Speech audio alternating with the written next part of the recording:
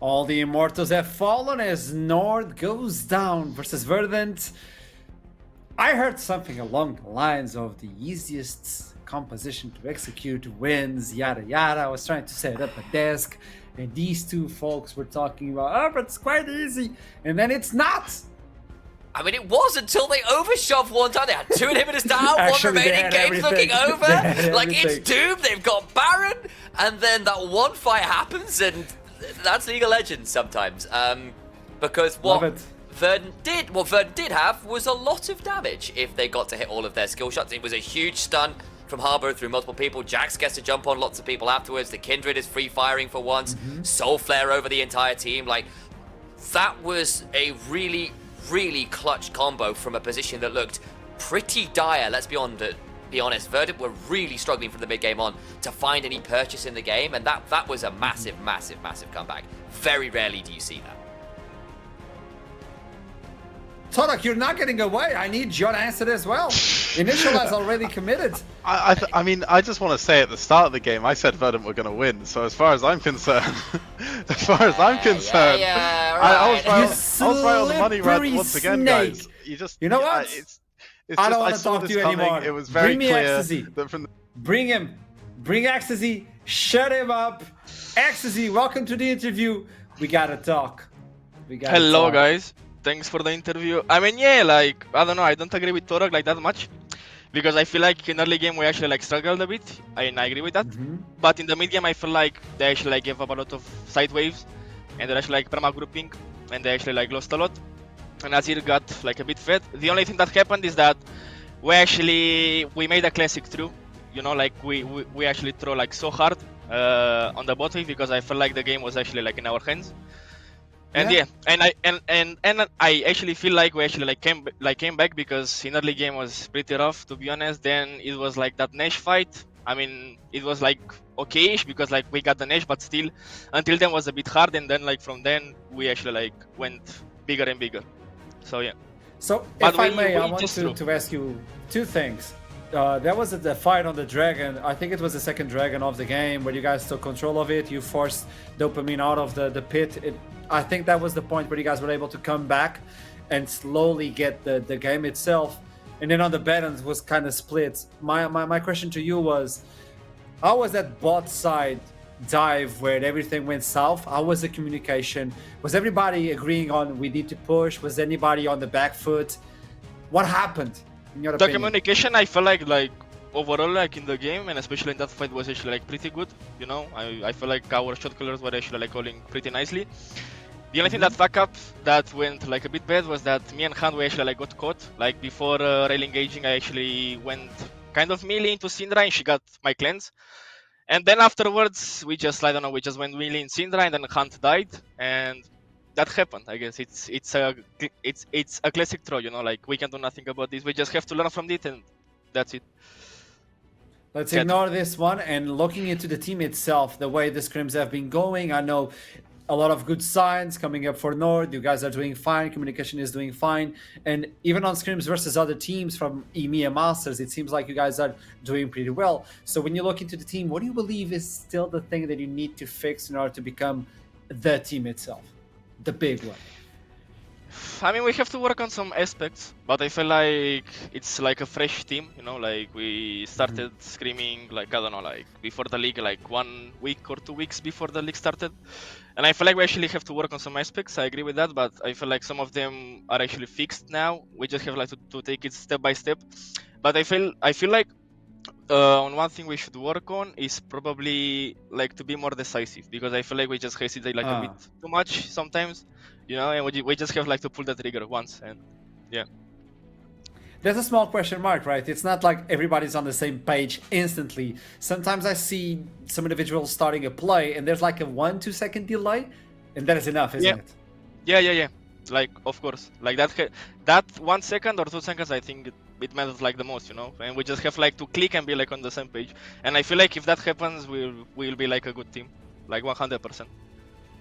Okay, I enjoyed this. Thank you so much for the interview, Ecstasy. Pleasure to meet you as well, and I hope to see you. And let's see what Nord ends. Thank you guys. Hello, bye everyone. See ya.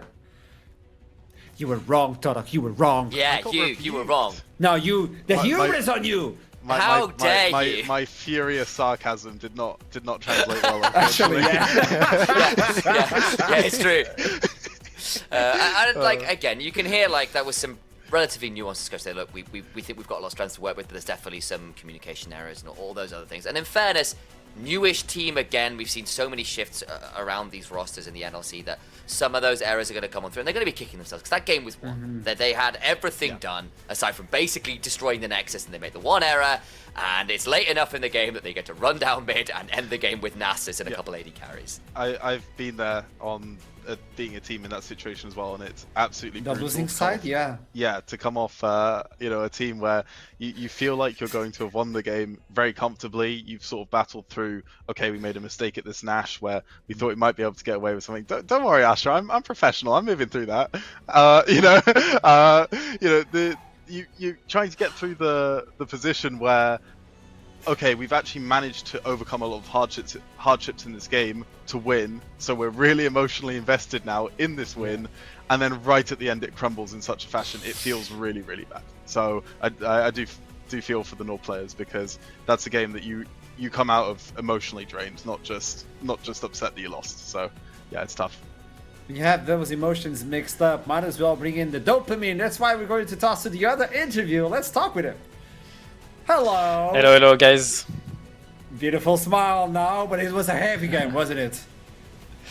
Yeah, kinda. It was a hard game, but we took the win in the end, so I'm kinda happy, like really happy about it, actually.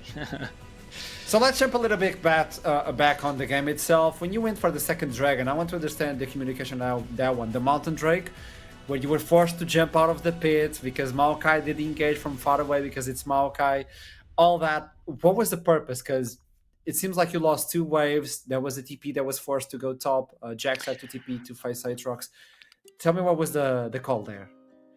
I think like our team, like we still struggle on like being decisive sometimes, and like some basic of the game, like play waves, rotate and get the position, keep the position. And I think here like we kind of fucked up, like giving the position, and we should like just keep the position and play like our competitor. And I think like sometimes we don't assume like very well how we should play our comps as well, for example here, like we should just like try to kite back more and like try to poke them, force an engage, and then like receive and fight them like this. And like when we managed to do it on the last team fight, like it worked really well for us and we took the win on that. But yeah, I think like we did like some mistake about it, like being too slow, being not as enough decisive as well, like Ecstasy said. And I think it's just the start of the split, and later like we will be able to play way properly, like more properly, this type of fight. But yeah, I agree, it wasn't the best. The machine is still not automatic, I understand that, but if possible, if you can close your eyes and go back to that last team fight that gave you the game, I want you to guide me through it, because it was kind of lost. Or you guys were still fighting for that victory, or were you already like, okay, we might lose this is already theirs, what can we do?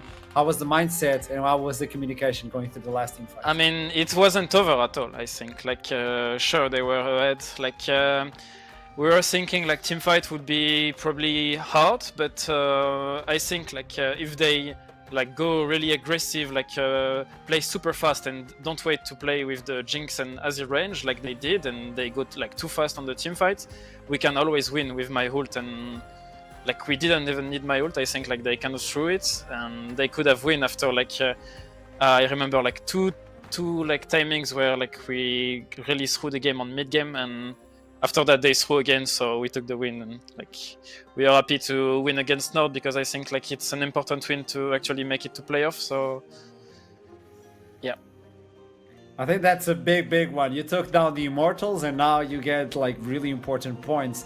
And when you look into the team that you're playing right now, can you tell me what is your favorite aspect of playing with Verdant so far? I really like that everyone is like super easy to talk to. I'm really happy. It's my first split in like NLC, first split in ERL, like so I'm really happy because like everyone like welcomed me like super nicely. And yeah, all my teammates are really good guys. They really all wants to win, and we all like work together to make it. So it's really nice experience, and I'm really happy to be here. I love that. Thank you so much. It's also a pleasure to meet you.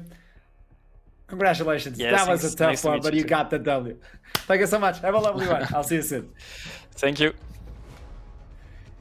There you go. He's the MVP. I know in terms of KDA is like 333, then you go to the 666. He's just shedding those. Not a lot of damage per minute, but the amount of work he did alongside his ultimate, saving those team fights, it's important. I heard someone say when we jumped into the game, I mean, I'm not impressed by his Kindred. I think in the early game, there was struggling to get things going. The level 2 gank didn't work. The level 3 gank didn't work top. It was stuck at 2 marks at 14 minutes. Wasn't finding the kills or the invades. So it wasn't looking that good. But then we get to some of those bigger objective plays and things like actually the Baron play. He's playing behind the pit and then flashing the Emperor's Divide to kill off the Azir. So you're actually making that Baron fight a lot harder. Those were really clutch moments. It wasn't the cleanest game in general, but the clutch moments did pull them through in the end. So tell me, Tonic, you raise your hand. I want to. Yeah, well, I think it's really interesting with Dopamine because we've seen not just this game where he was, our MVP, but in game 1, in game 2 of the split for Verdant, he has been the person making things happen for them. And even though, okay, look, level 2 gank was a little bit feisty, level 3 gank top didn't work, he also had some very vital moments which enabled Shihan to snowball when they actually managed to dive Nilly on top side. And I think what we'd hope to see from Dopamine going throughout the rest of the split is now somebody who is going to sort of sharpen that edge. So he's going to be the playmaker for this Verdant side, whilst also, hopefully becoming more and more accurate as the split progresses. Love it. And with this, there's no more teams with undefeated scores. Everybody at least has 1 defeat on their name, and we're just on day 3. So this means NLC is quite feisty. That is the word you used, Torak, so I'll use for that one. For the last game of the day, Blue Whites versus DMG. Blue Whites still struggling to find their foot at Division 1. What can they possibly do to overcome this hurdle? I mean, Torak as a coach, I mean, you're used to losing. Like, how can you deal with this? I love you, man. I didn't think you'd come back, to be honest. That was like straight in the gut, twist a little bit more, bleed out on the floor, live on air. Another arrow just came on in from our glorious. Well, it's because they're not hitting in games, so they hit the coach out of game. I've seen the Ash arrows happening on your unlimited ammo. Continue. What I'll say is with Blue Whites, it's only week 2. They're also a team that did very, very well in spring. They're a team that has a lot of synergy. They probably got a lot of data from week 1 to say, okay, this is a very, very big step up for us. Yeah. But they will also have that background, that culture, that bedrock of a team behind them to go, okay, well, these are the challenges we're facing. We might not be as potentially mechanically as sharp as a lot of the players in this league. We might be struggling on these current areas of our gameplay at the moment. So here's how we're going to make adjustments for that for the benefit of the team, right? And I think what we need to see from Blue Whites is that placing the team above any individual and understanding how they're going to grind out wins, because it's not going to necessarily be pretty from them, but I'm sure they can prioritize the right things to be able to potentially take a win here even versus DMG. I like that because I was taking a peek at updates on the roster itself, and I know DMG added more staff into the team, so they're even more powerful on the staffing part. And I know you agree with me on this one, Tarak, but it's not only about the players, it's about the staff that are playing with the players, that are giving them information, they're setting them up and teaching them. It's such a vital part of the teams. So it's really interesting to see DMG even upgrading their roster. I was looking because Blue Whites added a new person in terms of sub, but he's not playing today. So they're sticking with the roster. Important information right now, initialize. It's complicated for Blue Whites. There's no way it around very much is. I think especially because DMG have got this crazy PR department as well, bribing our casting team. Duckling gets a shirt.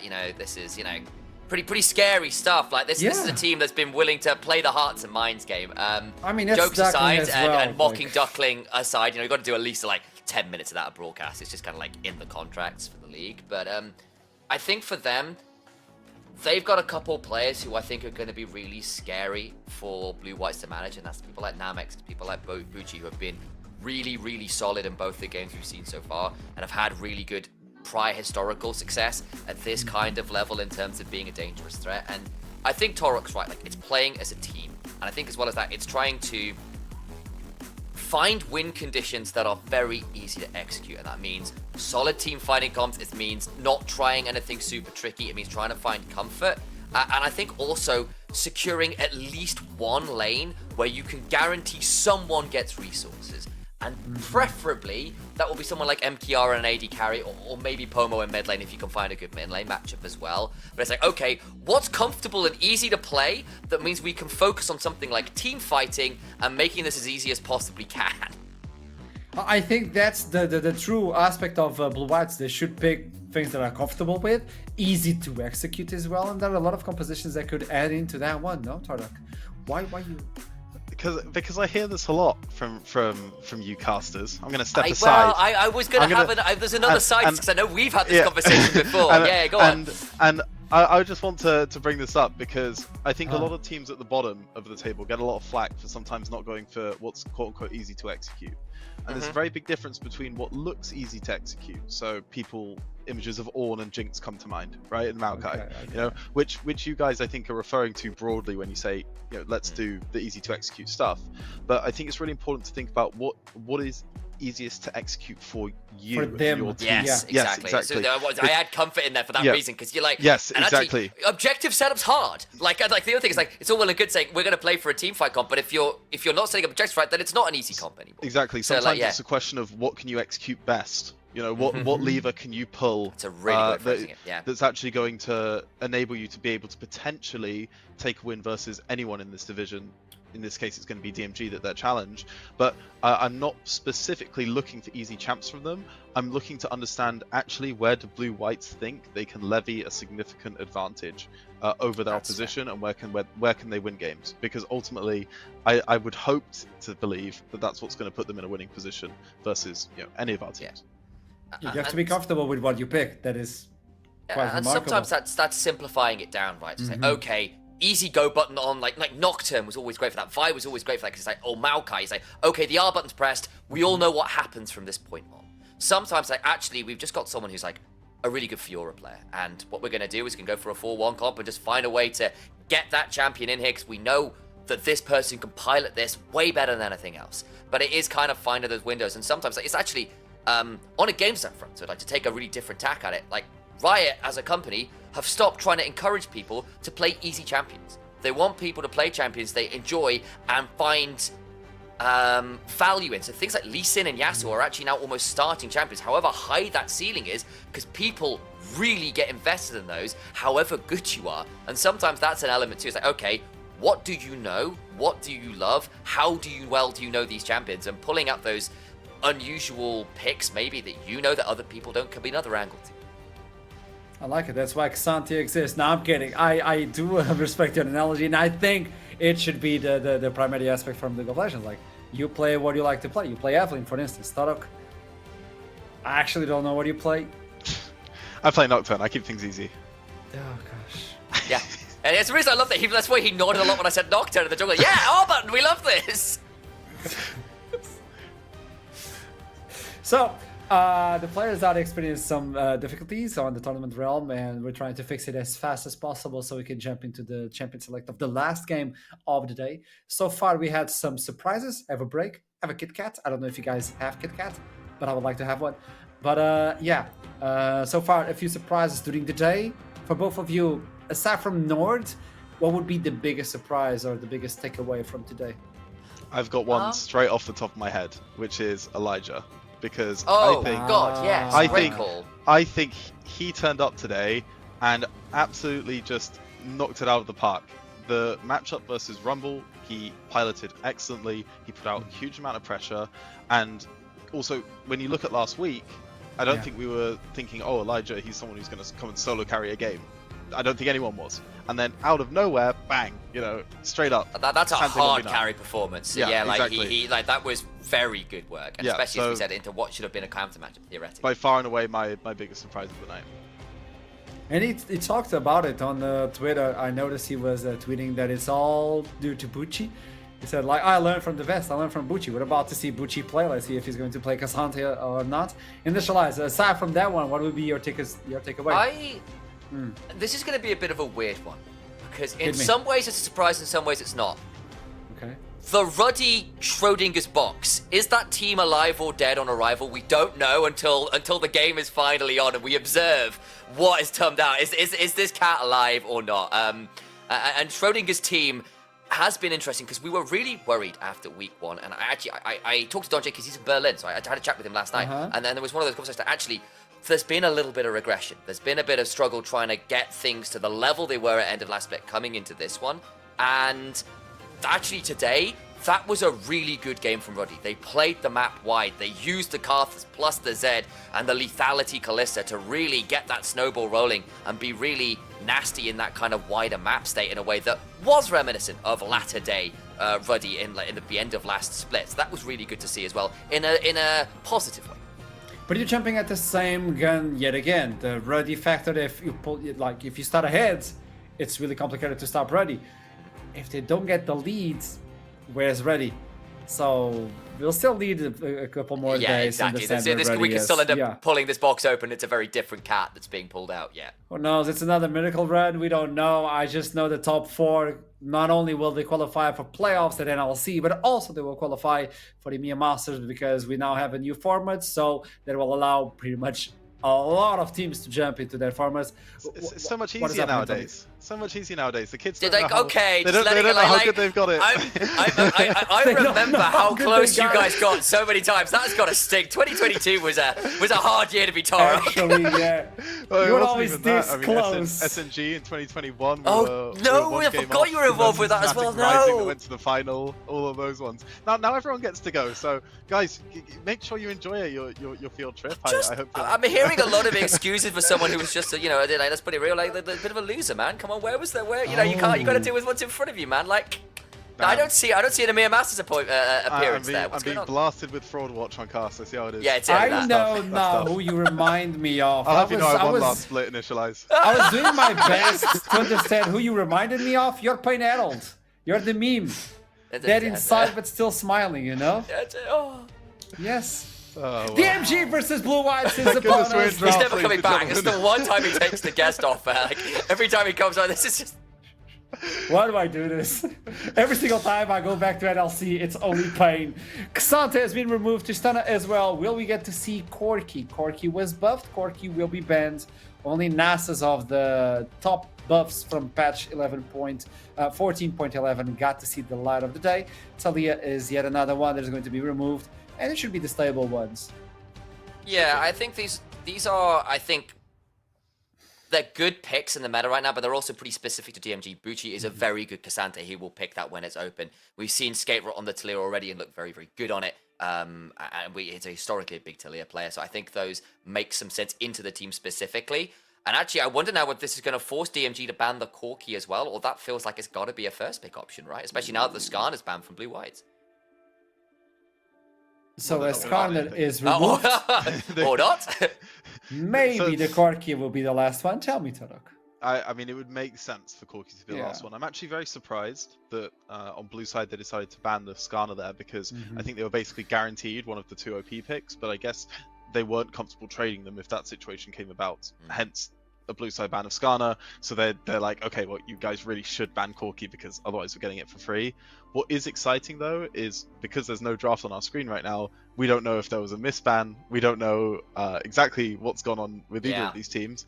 So it's going to be a case of, okay, perhaps there is an entirely different draft coming out in front of us with an entirely new set of variables. And I guess we're going to see that now. So exciting times. So far, the same. It's worth pointing out as well, I just want to go double check. Pomo is a huge historical Corki player. Of course, big changes to the champions, doesn't play the same, but it's his 3rd most played champion. He's 6-0 on it, he's undefeated. So like there is a, like if that was something like, I know it plays differently, but this person still knows Corki in and out. I feel with that in mind as well, it surely has to be the Corki ban last here.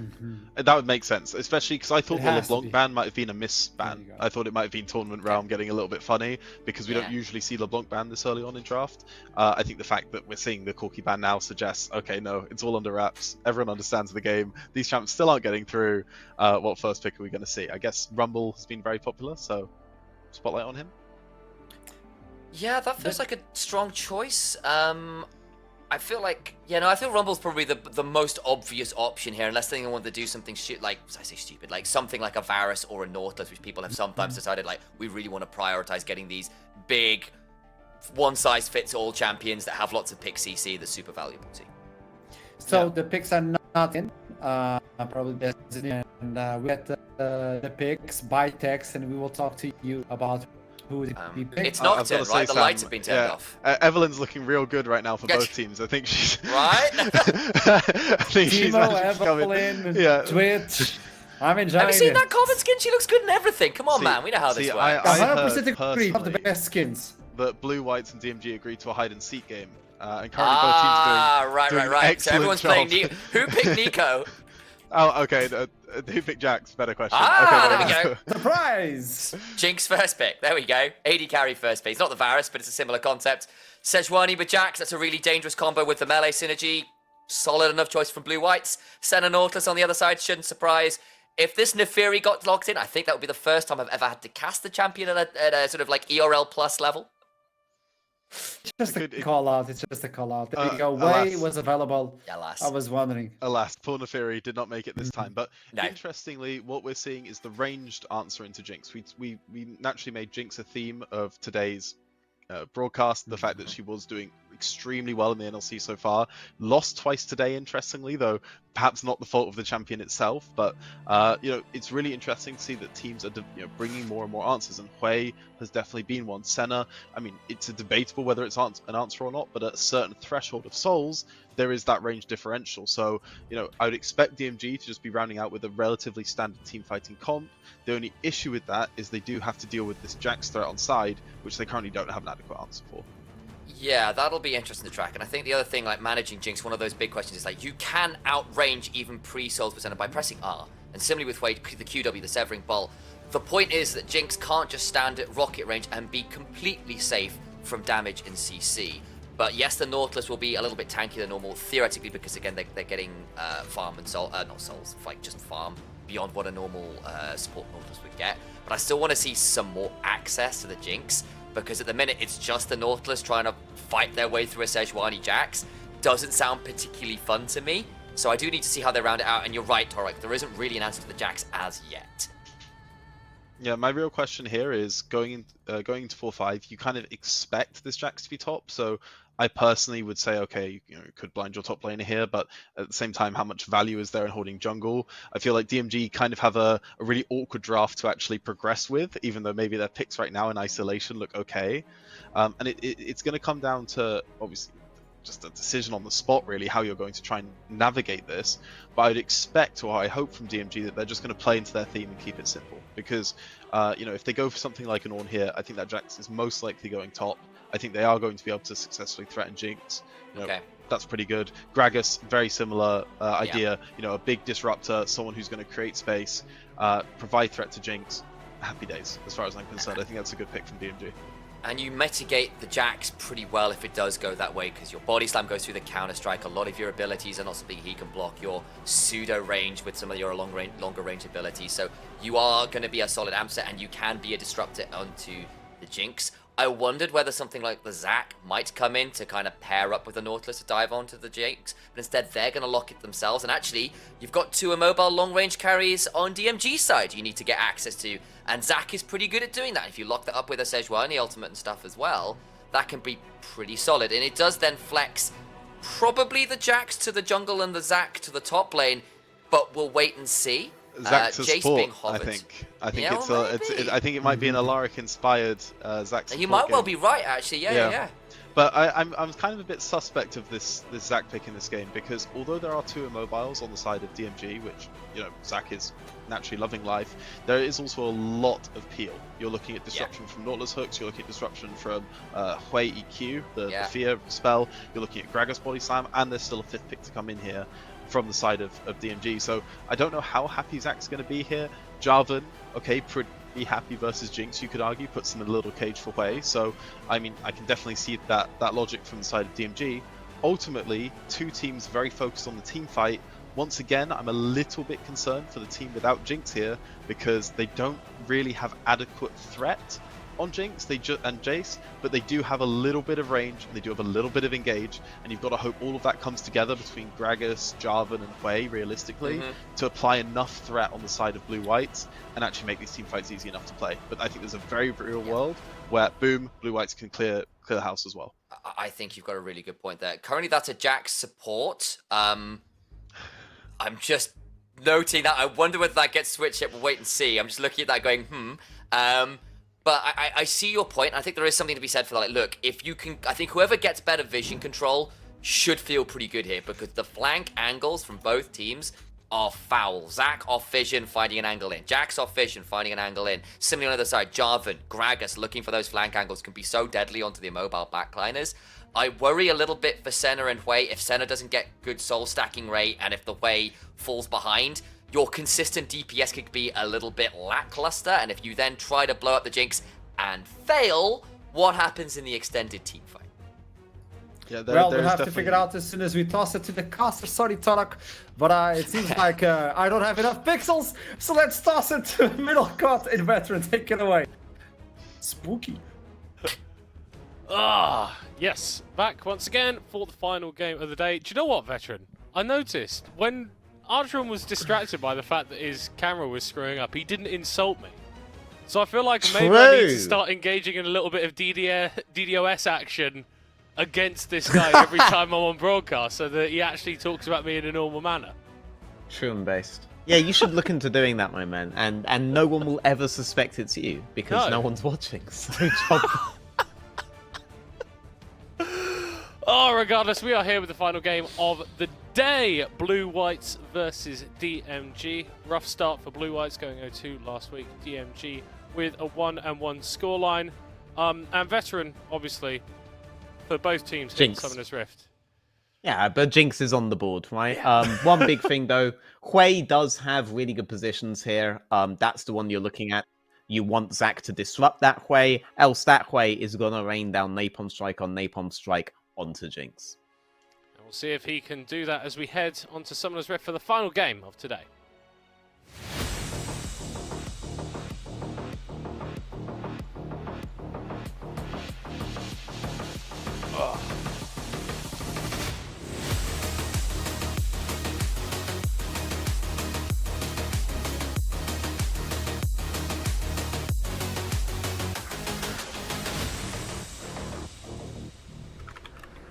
Hello there, everybody. Hope you're doing well. It's been a fan-dabby-dozy day of League of Legends. We've got one more matchup for you, Blue Whites, seeking their first victory, facing off against GMG, who are looking to make a bit of a statement on the league. Now, veteran, before we get into this, I need to talk about something important, okay? Okay. I am currently 0 for 3 in terms of the predictions on today. Okay. Which is not great. And I've put my points on Blue Whites this game. So can you let me know how they're going to win with a Hail of Blades support Jax, please?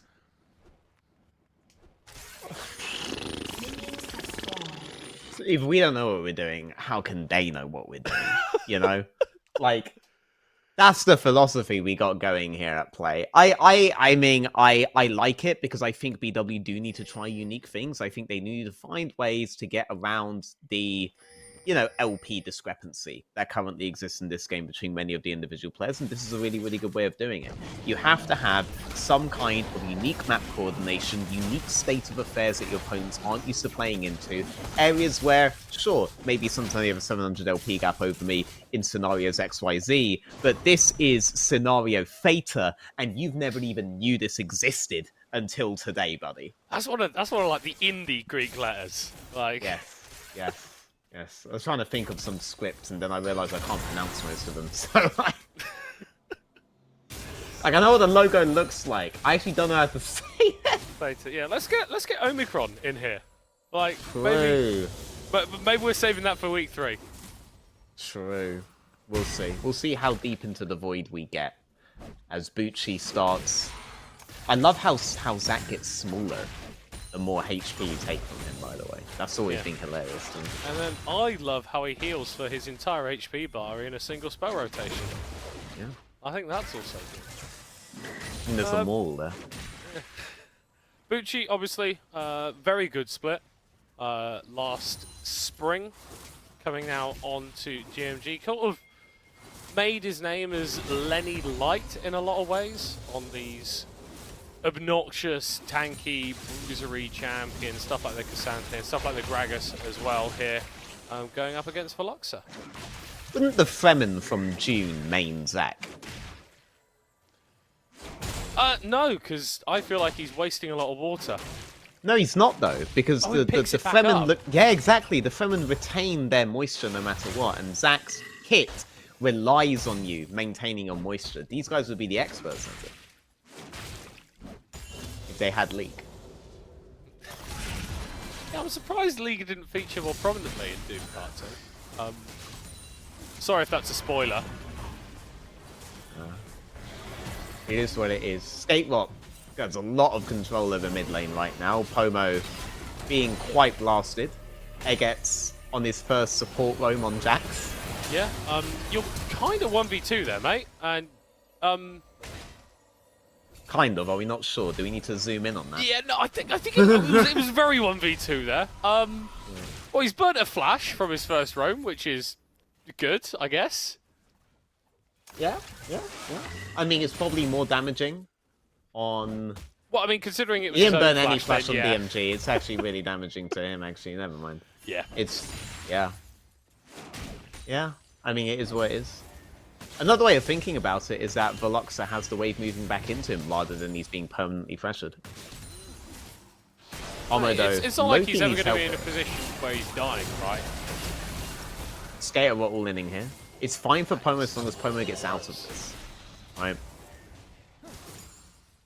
Because now he has the wave moving right back in. He doesn't have to accept trades here, but the last time he ended up under tower against Skaterot was playing Hui basically as an artillery mage, poking this guy out permanently.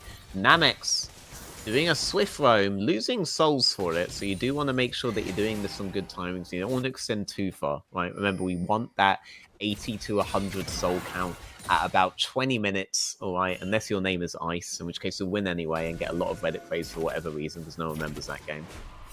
Let's see if Namex can hit that point. Every time he's not in lane, though, it's less likely he'll be able to reach it. Oh! Gets going aggressive here, getting the double stun down, and can walk himself on out of there. So, okay, we're getting a little bit of a hint into the way that this Jax is going to be played in these aggressive trains on these bouncing lanes, but still yet to be completely convinced of it just yet. I will say, Snabby is the guy that I am used to being a heavy roamer, so putting him on this TP Nautilus bot lane farming is actually mitigating advantages. Jonas, they're getting the cube, but not going over the wall. Blood. Stun skill comes through. He gets one more auto, but he doesn't have the flash. Oh, the pairing the Sejuani on the Jax is looking pretty damn good, and Blue Lights will be hoping for more successful skirmishes to come. That right there is that flash burn coming back for Lua. Not quite sure what the plan was there. I respect him for going for it though, wherever it was. Well, now it's leaving, alright? When he tossed the Q and walks forwards, I'm not sure he's looking to auto. But Snabby does recall, burns TP to get back for it. Looks like they kind of want to low-key contest this. They think BW might separate off, and they are, but directly into their face. Egat's going forward, able to pick up a lot of those honey fruits as Jonas is now on Namex. Gets the stun onto Snarby, and it's Skaterot who picks up the first kill, and it's Blue Whites on the retreat. No. Namex getting the heal off just in time. The ult going to be dropped, and it's 2 for the man in the mid lane from DMG. How many points did he put on BW? 3. Okay. Not too bad. I put 5 on DMG, that would be way more humiliating. There is a Drake now on the side of BW. It is a good composition to use it. It's Sejuani, it's Zac, it's Jax. Support Jax, I assume he still likes it. Still opportunities, right? First Blood very almost went on to BW. And they are playing aggressively, and Snabby is not allowed to just roam around the map like he normally does. So, let's see. They have the Jinx, right? They have the Zac. Ridiculously strong combination, right? They have Jace as well there for burst. Right? They could still just get a reset in a fight and run away with the game. But thus far, composition's not giving that many dividends. Oh my god. She's going to be able to pop the passive there. Not a lot of mana left for himself, so Blur will just be able to return to life there. I see the Oblivion Orb coming out from Bucci early. Obviously the Zac is just an incredible anti-tank, drain tank, I guess, in the way that he plays, and so being able to reduce some of that healing, absolutely fantastic for winning out in the laning phase. The Fremen would hate Gragas, conversely. He's just perma-drinking in lane, Well, though. to be fair, the only time he has a drinking problem is when he spills it. So, I think that's a philosophy that they could appreciate. They might be having a Zac problem at the moment, as Bucci low on HP and mana, able to flash away. Yone's getting the bowler down and getting the kill for Blue Whites. Alvin's very vulnerable, Bitzer now locked in a cataclysmic situation of his own making. And it's a double for the Sejuani. Skate Rock going to get chased down, knocked into the sky, flashes away, able to get the kill back. No passive. And now it's all about picking up those blobs to get the additional healing. But it's another one, a double in the game for Skate Rock. 4 kills on the Hui. There's no teleport on the side of Hui though, so Poma is going to be able to get this wave in just about and would be able to match reset with a little bit of an advantage. It looks like he is going to greed for the next play as Gragas moves in towards midsection and Hui looks to reset topside.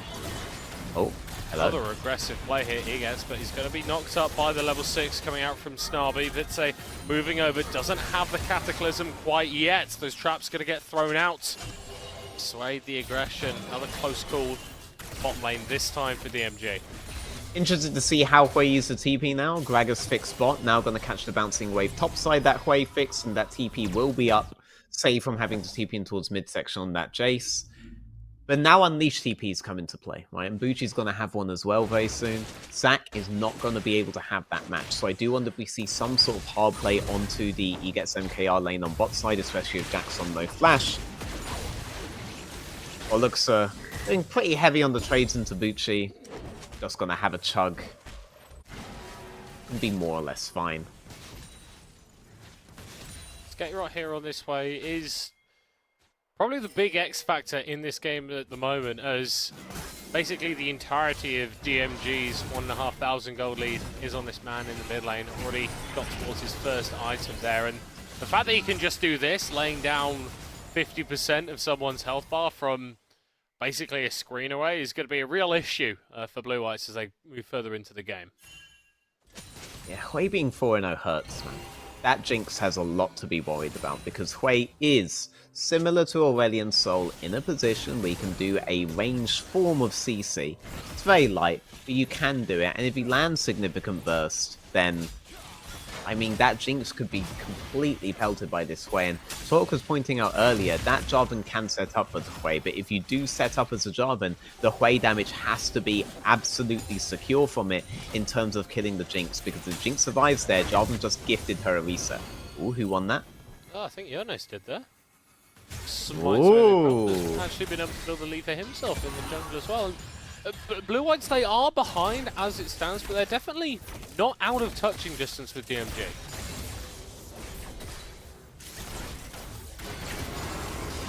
It's going aggressive here onto Namex. Wait, that's a load of damage dropped onto the Senna's head, but not enough to take her down. MKR now on the run. Bitse following Jonas as he's going to go forward with the ultimate. Get the reset for MKR before they're locked in the Cataclysm. A kill for Jinx, a flash out by the Sejuani, and Blue White still giving as good as they got in all of these engages, but DMG answering back. Drake up on bot side, so it's not as simple as we try to pivot off of this into Grubs on top side, or we pivot off of this into an immediate contest on bot side, because if Jarvan was to do it right now before that reset, it's a free Grubs to BW. Since they're both sides are resetting, and DMG are thinking we have advantages, it's now flashless Jinx, no barrier as well on that Jinx too, we should be able to contest mid toward bot side and do that Infernal, and the enemy won't be able to win any of those. So DMG likely to try to set up another fight in the immediate future and push the advantage they just got. Top side is Godzilla x King Kong movie 3, movie 4, whichever one we're on now.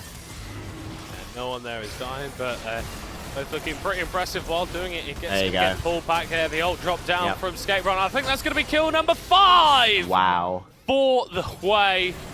Unstoppable indeed, and continuing to be that X factor, continuing to be that difference maker for DMG. Yep, DMG will be happy with that, but Jinx is looking at that death from Eget's right next to her and thinking, wow, I am their primary target. That is a boatload of damage they have right now, and the setup's easy, and it even just got worse because Skater picked up that kill 5-0 on the Hui.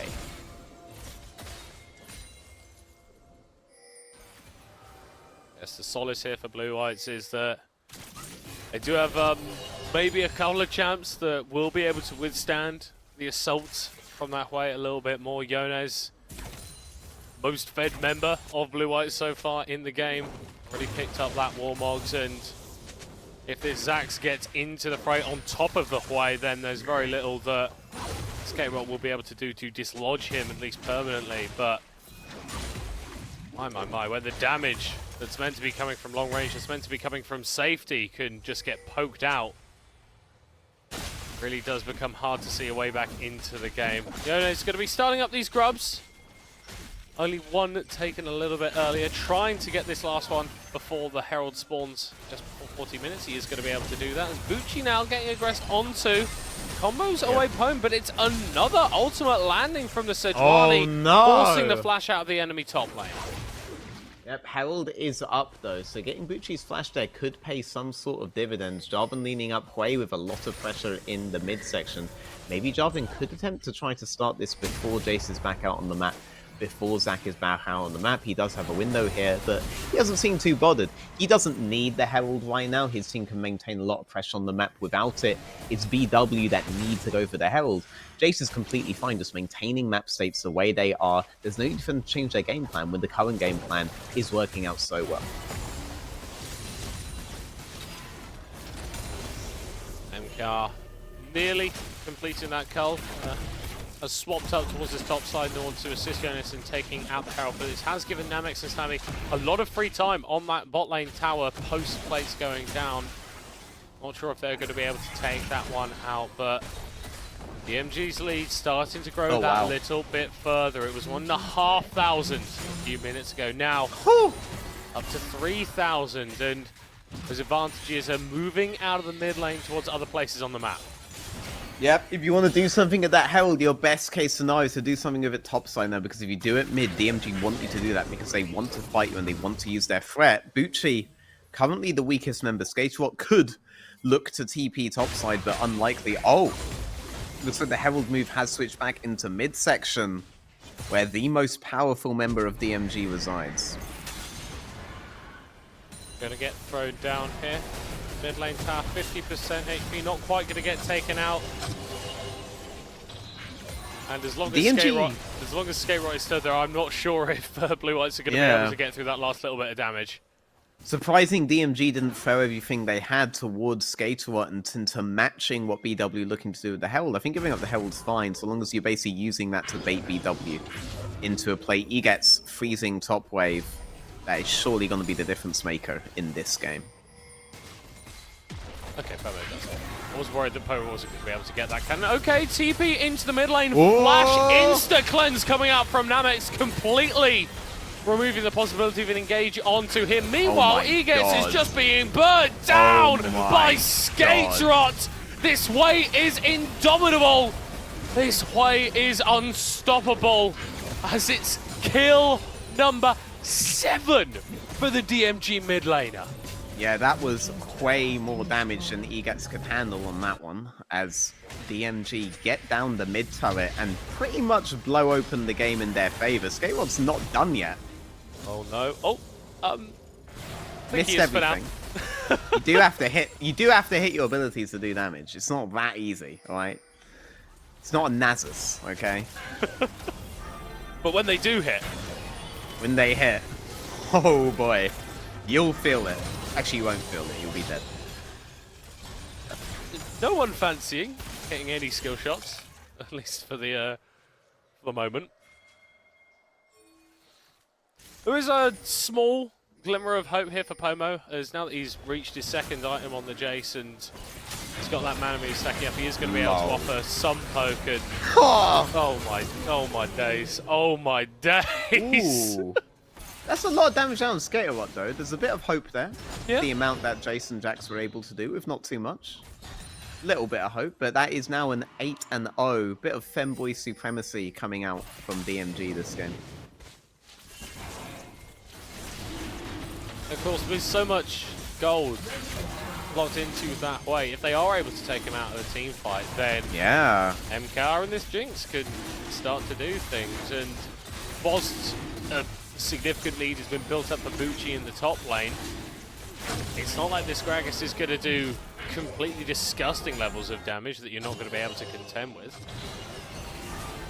Yeah, I mean, there is potential for maybe, say, like an Assassin Gragas play, but once the immediate play is done, that's essentially it. With Hui, though, you have so much AoE, so much DPS, so many cooldowns coming up over and over and over again that it basically does end the team fight. Snabby heard you about the skill shots, by the way. Yeah, no. Just drop down the flash for extra style points, picks up the kill as well. This is more the Snabby I remember. Alright, the permanently on the map Snabby with the 1v2 Varus on bot lane from last split. Last season, maybe even. I remember it well. For DMG, it hasn't felt like there have been any particular big set plays that have gotten these advantages. It really is just small skirmishes, a pick, one kill here, another kill there. Confidence. Oh my god. Skaterrot going for a flank on Hui, and it's working. Goes straight into the back line and just blows up everyone he sees. Let's Namex get that kill instead, but this is starting to get a little bit disastrous for Blue White, starting to get a little bit scary from DMG. Remember though, it's not over till it's over.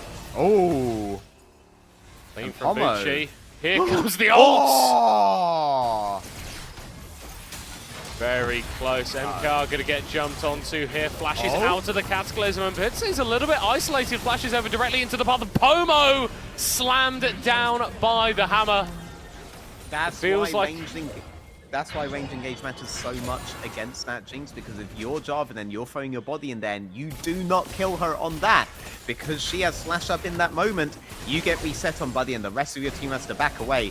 DMG with a 9-0 and 1 Hui that is still alive, have to give up that wave, have to give up priority into the biggest objective on the game, the Baron, and BW, they see the opportunity, they know that they are very unlikely to get another one, they have to press their advantage now, and they start the Baron. Skaterrot has ultimate. That lands onto multiple members in the pit, then it could be cataclysmic. Bucci interrupting the engagement, the double stun coming down, he gets big focus, and the damage will blow him up. Blue Whites needed to go for the play at the Baron, but DMG were compelled to end their lives. No purple buff for the Blue Whites, only death, and DMG make the play. I have to expect them going for it, but they found MKR, DMG did, and they threw out all of their DMG and annihilates the entirety of BW. Also, thanks for the leash. TY, GG. Yeah, 10,000 gold lead in favor of DMG. And on this broadcast, we've said that a game had become simple at a certain point, and it precipitated a little bit of a turnaround. I'm not sure that DMG can be caster cursed in the same way. It's very easy now, guys. Just fight blue whites one more time and kill their Nexus. Yeah, pretty much. That's a good idea, to be honest. All that experience coaching Radiant Insomnia is really showing. Oh, absolutely, absolutely. I didn't want to bring it up. I didn't want to sort of flex on you, obviously. Not done team coaching in a little while. New kid on the block here, already winning titles. Blue whites, yeah.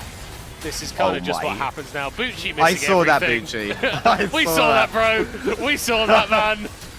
But we could also see your team just wiping the floor with blue whites. Bucci missing skill shots, BW missing health points, and soon to be missing multiple turrets around the map. They do trade back on Bucci. Arguably, probably the least impactful kill they could have gotten. Yeah, triple Cataclysm, all flashes out, burned by the blue whites. Pomo forced to operate at maximum range on this Jace, and I'm not even sure that's going to be safe enough. Respawn's coming through here. MKR going to be up, Veloxa up in 10, and DMG not looking to end the game quite yet, but if before it was a commanding lead, then this is commanding ×2. True. Skater though, 10-0-4. That could be a critical problem for DMG going forward. The Skater will be very tempted to play for an obscenely high KDN. In doing so, maybe you don't get the maximum amount of utility off of that 2.3k gold lead in the mid lane. At the same time, that 3.6k gold lead in the top lane pretty much vanishes every time this guy throws out Q&R into the ether. But blue white's going for a Hail Mary engage on the backline. Namet's going to be found by Egetz as Jonas is actually tanking up a fair bit, but the Jax is dead. And it's last chance saloon here. Land. Oh no. And blue whites can't handle their drink. MK are going to be forced away. Bucci splitting them up again, playing bouncy castle with the enemy team. 4 kills for Skate Rots. And surely the game will end. I love the little fire portrait on top of Hui there. But that is a 12:06 play, and it looks like we're on the final push of the game. MKR is still alive on Jinx, but basically paper at this point. Very, very low health. Egetz doesn't even have the CC anymore on the Jaxi. MKR burns Flash. Egetz goes in anyway, not willing to go down without a fight. Yeah, blue whites showing tenacity, but DMG showing class. Yeah. 14-0-7 from Skate Rot.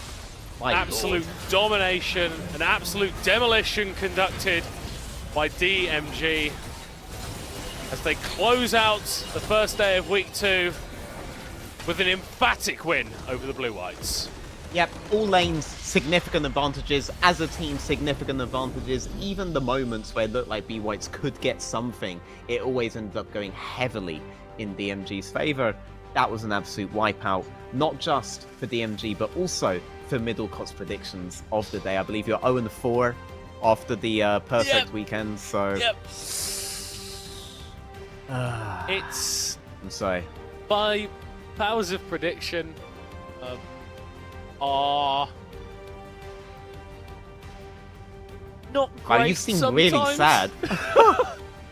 Genuinely, okay? no, I was coming in this split. I was like, this is going to be my split. Okay, I was first to the play-by-plays in spring, and now I'm going to be first to the casters, and it's gone quite badly. It's gone quite badly for Blue Whites today, but DMG, I'm sure, are going to be very happy with how things went down on Summoner's Rift.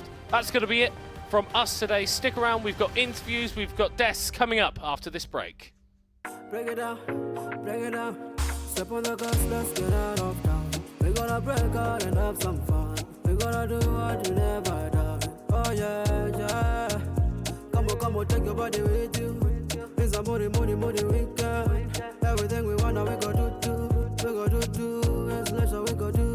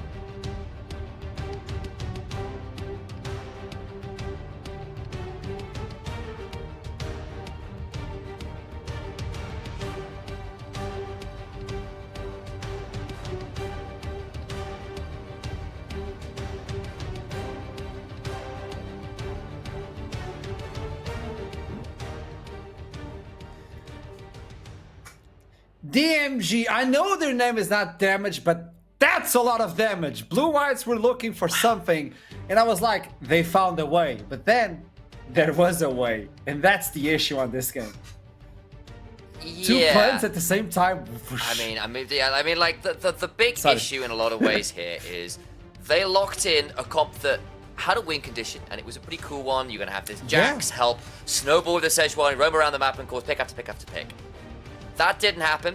Jax falls behind, and instead, Hui gets donated a number of kills early, and that question we had about, well, what happens if the Hui and Senna don't get gold or don't get kills early? Aren't they gonna run out of damage? Yeah, no, not after that early game.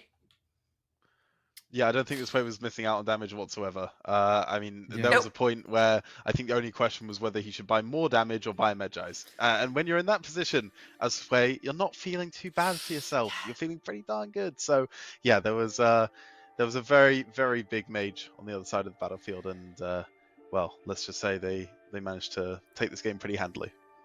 But we did get to see some lights at the beginning of the game, I would say, from Blue Eyes. It just, I feel the window got closed really fast, and it was not closed by like, oh, let's put some blinds. It was like with nails and hammers. It got closed really fast and done. It's done. DMG, we're not allowing that difference to show up. So instead of looking at Blue Eyes right now, I would like to look into DMG as a way of, as soon as they build up a lead, they're really, really powerful at closing it in. And maybe all that coaching being added to the team is helping on the decision making. This is interesting for the team that just got rebuilt. And they were the last place in the previous split. And now they're doing this. So this is really interesting, though. I think that's a fair statement. I think it's also worth pointing out, though, like in the sense of, but again, they didn't have a great last split, and they've come in with a whole revamp, and this looks a lot better in terms of how they want to play the game. And obviously, Namex was a guy we probably saw a little bit more from initially last week, but Skateroll had a couple good showings on things like the Talia. This was a statement game from him as well, and now you've got a couple members being able to do that alongside someone like Bucci. That's really good news, because having access to things like a Hui performance like that gives you a lot of confidence going into playing other styles of comp. Not every team can pull off a Senna, especially when, say, you need nominally your carry and Namex to be doing a lot more early on. Senna tends to take a little while to come online to move from being utility to being a threat. So this is a really good time for them in terms of moving forward. So let's talk with the DMG itself. Let's see, I think it's Namex that is waiting for us for the interview. And that he is. Welcome to the interview. This was a solid one for you folks. I mean, not even close. How are you feeling after this one? Well, with the delays and all, and then that's the game we get, I'm a bit disappointed. I was hoping for something more interesting. I think they completely overcooked in draft. I don't know what that was with the Jax pick. That's completely win trading. I don't know. So tell me something. I noticed that the team added more coaching staff. Is this real? I noticed. So what are the new coaches? What are they doing?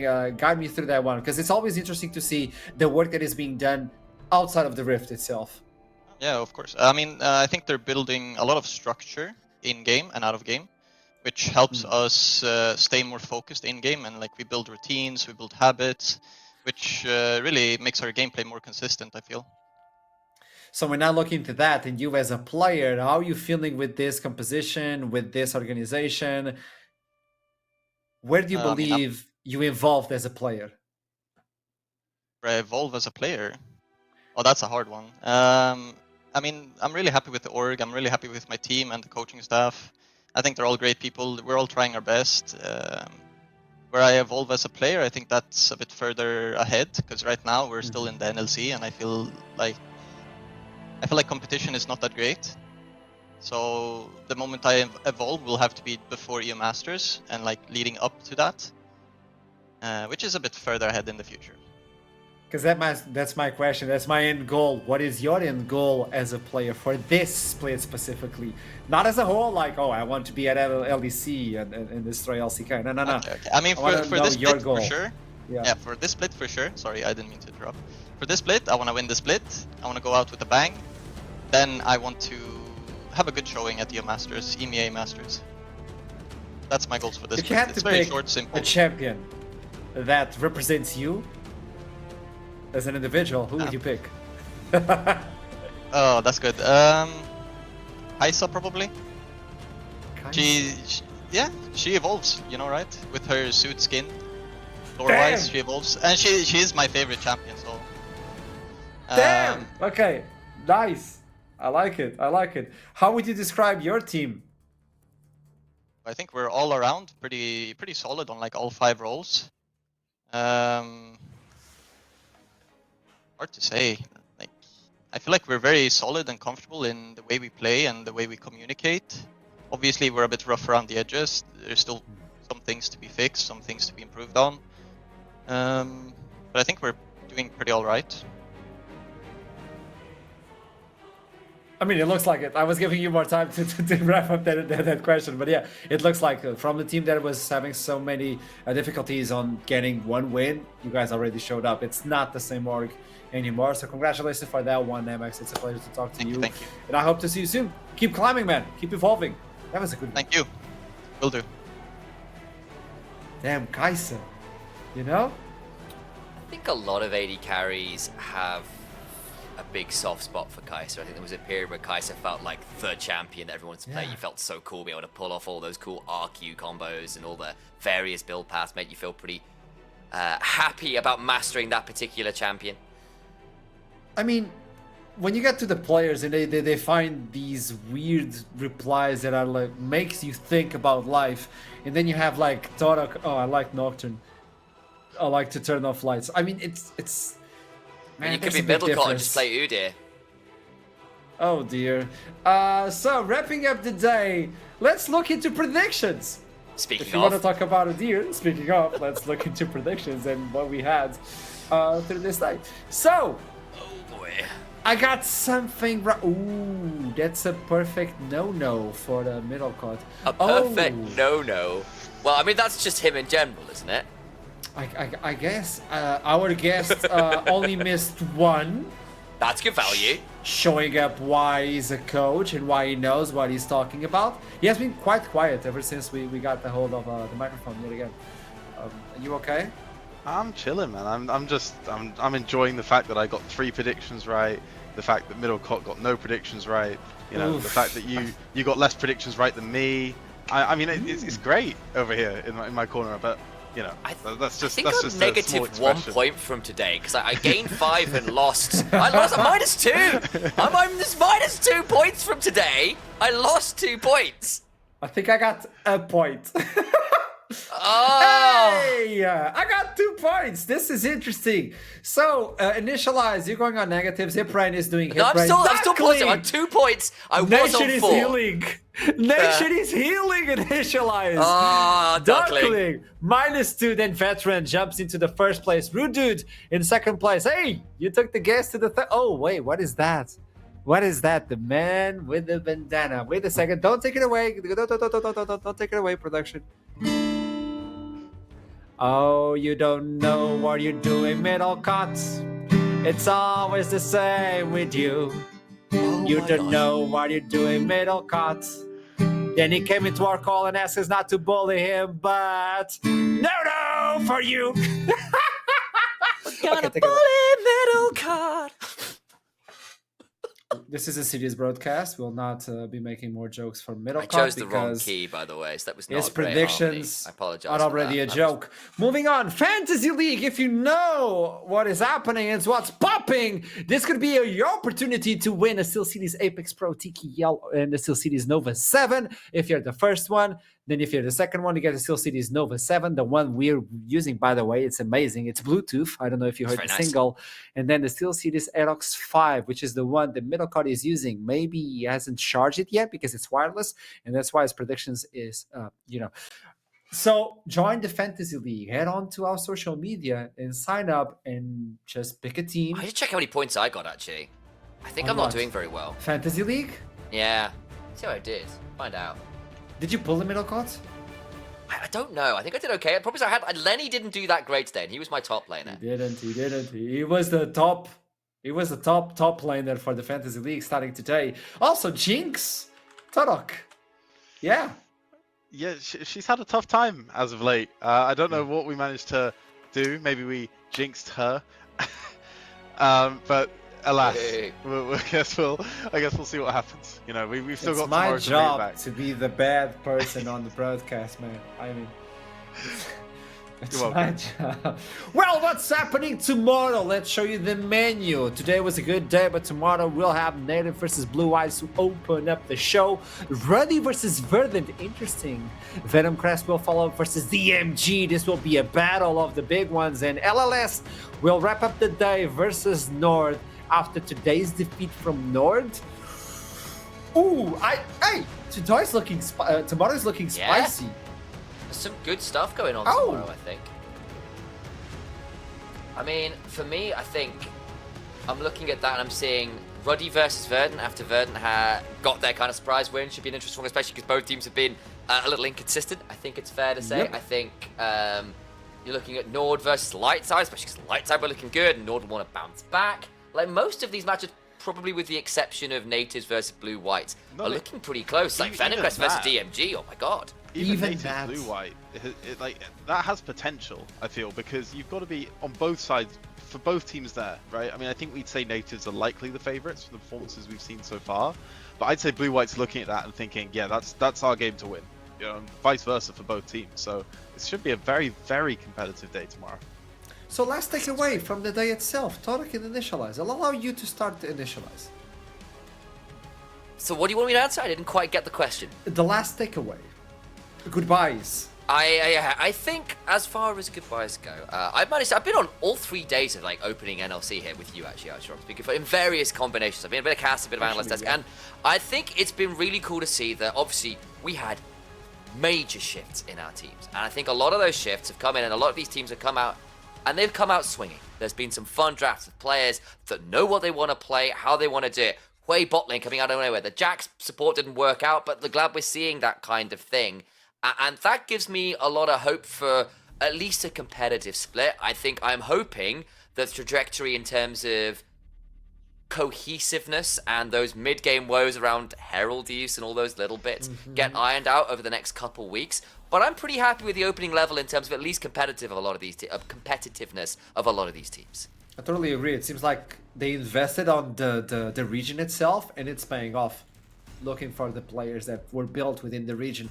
Torok, before you say anything, you know I love you, but I gotta say, I spent the entire day wondering what that shirt reminded me. I love the shirt, but it's like the color scheme. I don't know if you reinitialize, but that's the shark costume. 100%. Yeah, just get a little shark hoodie on that, you're great. That's it. It's you can be like 100% the shark costume. Yeah. I'm just saying, I love it, but I was wondering the entire day. Tell me, Torok, your takeaway for the day. Well, first of all, I'm happy to take away that I'm halfway to having a shark costume. That's very good news. I will get to work on that. Yeah. but secondly, I've absolutely loved seeing the flavour that each of the different teams brings to the competition we have here in the NLC, because it's not often that you see a league and you think, oh, they're actually doing things differently. They're doing things the way their team wants to play the game. And I think nearly every team we've seen today, okay, they're playing within the realms of the meta, but they're giving their own take. And I think that's, you know, Fruity Fresh being a great example, right? Where you could have put Asol mid with Sumi, you could have easily put Varus bot, and 99% of teams in the world of League of Legends would do that. But they decide to swap that round because not only do they think it's probably better, but it's also comfort for them. You know, it's their own unique take on what they think is powerful. And that's true throughout all our different teams. I think we've got loads of different viable stuff at the moment. And it's now going to be an arms race to see, you know, who's going to go from, you know, this initial starting point of, okay, we all understand where we are, we all understand our style, but who's going to be able to perfect that by the end of the split and really give us our top four. So very exciting stuff. I agree 100%. It has been really interesting to see this community and the teams themselves like evolving, like the Kaisa meme comes back with the evolution. So let's see what happens tomorrow. From all of us at NLC, we thank you very much for watching the show. It wouldn't be the same without you. And until tomorrow, you know the drill. Keep climbing, never give up, and I'll see you soon. Have a lovely one.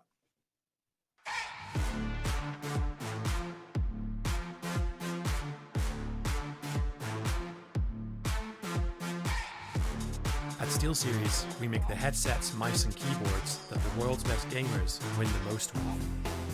And we've been doing it since way back.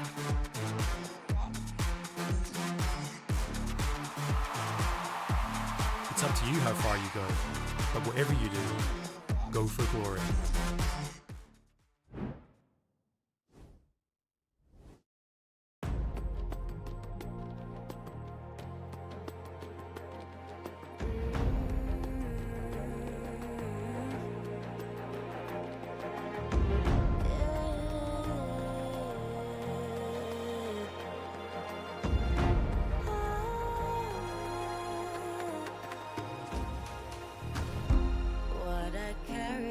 Shoulders, we're showing stories told. Watch the fire burn away the cold.